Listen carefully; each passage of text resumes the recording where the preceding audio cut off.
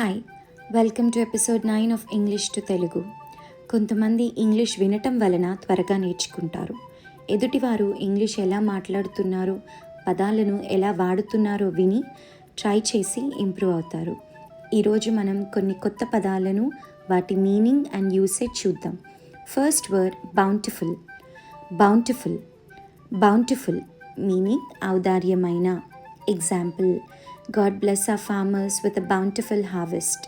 దేవుడు మన రైతులను అధికమైన పంటతో దీవించాలి అని అర్థం. Second word bourgeois. Bourgeois bourgeois ఇది ఒక ఫ్రెంచ్ వర్డ్. మీరు ఎపిసోడ్ 8లో వినుంటే బోన్ వొయాజ్ అనే ఒక ఫ్రెంచ్ ఫ్రేజ్ గురించి మాట్లాడుకుందాం. అలాగే బుర్జువా అనేది కూడా ఒక ఫ్రెంచ్ వర్డ్. అయితే నేను ఎపిసోడ్ 8లో ఏజీఈతో ఎండ్ అయ్యే వర్డ్స్ అని ఇజ్ సౌండ్తో ఎండ్ అవుతాయి అని బెవరేజ్ అనే ఒక ఎగ్జాంపుల్ చెప్పాను. మరి బోన్ వొయాజ్ కూడా ఏజీఈతోనే ఎండ్ అవుతుంది. మరి జ్ అనే సౌండ్తో ఎందుకు ఎండ్ అవుతుంది? ఎందుకంటే అది ఒక ఫ్రెంచ్ ఫ్రేజ్. సో అది బోన్ వొయాజ్ అండ్ బెవరేజ్. జనరల్ ఇంగ్లీష్లో ఏజీఈతో ఎండ్ అయ్యే వర్డ్స్ అని ఇజ్ సౌండ్తో ఎండ్ అవుతాయి. కమింగ్ బ్యాక్, bourgeois meaning మధ్యతరగతి.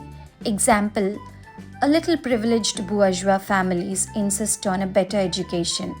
తెలుగులో కొంచెం మెరుగైన మధ్యతరగతి కుటుంబాలు విద్య పట్ల ఎక్కువగా పట్టుపడతాయి అని అర్థం. The next word bewildered. bewildered bewildered meaning అయోమయం చెందుట. Example, I am bewildered whenever I go to a new place. నేను కొత్త ప్రదేశానికి వెళ్ళినప్పుడల్లా అయోమయానికి గురవుతాను లేదా అయోమయం చెందుతాను అని అర్థం. The next word bemused.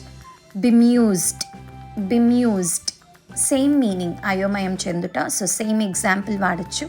లేదా ఇంకొక example, some students look bemused when I teach difficult mathematical problems.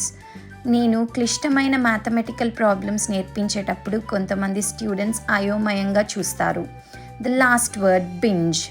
Binge binge ఈ మధ్య ఈ పదం ఎక్కువగా వింటున్నాం కదా, బింజ్ వాచింగ్ అని. దాని మీనింగ్ అమితంగా. So example, in the weekends people binge watch Korean dramas. వారాంతాలలో ప్రజలు కొరియన్ డ్రామాస్ అమితంగా చూస్తున్నారు.